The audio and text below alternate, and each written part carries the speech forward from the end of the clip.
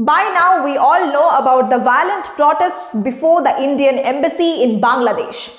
We know about the fact that the Ministry of External Affairs summoned the Bangladeshi High Commissioner to India, and India has expressed its strong concerns over the safety and security of Indian missions and posts in Bangladesh.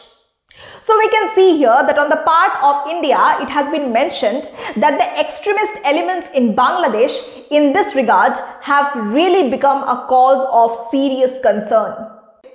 However, on the part of Bangladeshi Army Chief, it has been assured that Indian assets will remain safe and secure in Bangladesh. So basically, the story begins here. Sharif Osman Hadi, one of the most prominent student leaders of Bangladesh, was shot to death.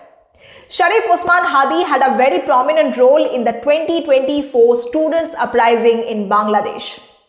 Sharif Osman Hadi was a spokesperson for Inqilab Moncho, and also he had a plan to stand as a member of parliament for Dhaka 8 constituency in the Bijoynagar area in that city. Now this person, Sharif Osman Hadi, used to spread a lot of anti-India sentiments. He had very strong anti-India sentiments, and he used to make social media posts showing the concept of Greater Bangladesh that actually had a map that included the parts that belonged to India in reality. Now this man was shot in the head while he was campaigning for the upcoming elections, and after his death, his supporters have called him a martyr in the struggle against India. Following this particular incident, the anti-India protests became so violent that Bangladesh's leading newspapers' offices of the Pratham Alo and the Daily Star were vandalized, and they were set ablaze during those protests. During the anti-India demonstrations, a very serious threat was given to India. One of the politicians from National Citizen Party named Hasnat Abdullah has threatened India regarding the isolation of 7 sisters from the country.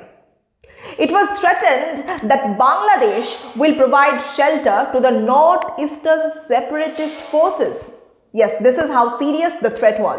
Well, now obviously this was not a threat from any official level. This was a provocative statement that was given by one of the politicians during the anti-India demonstrations. That is also what we should remember. There was no such threat from the official level. Now comes the most important part.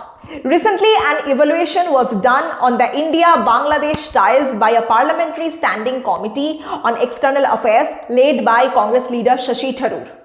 And through that particular report, a very serious warning has been given.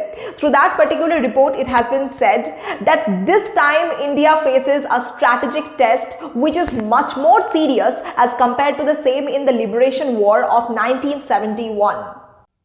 Now, these findings were presented before the series of violence that took place in Bangladesh following the death of Sharif Osman Hadi.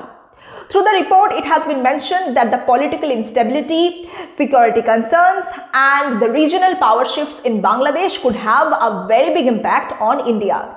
As the root causes of this instability, the panel has mentioned about the weakening grip of Sheikh Hasina's Awami League, the increasing Chinese and Pakistani influence, and the increasing Islamic radical elements.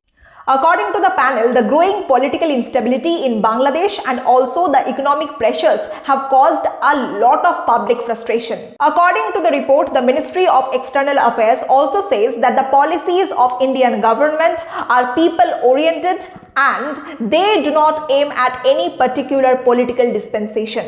At the same time, it has also been mentioned that the forces that would try to pursue any counter-narrative to the legacy of 1971 would have to be tackled. Well, now let's see what happens next. Thank you so much.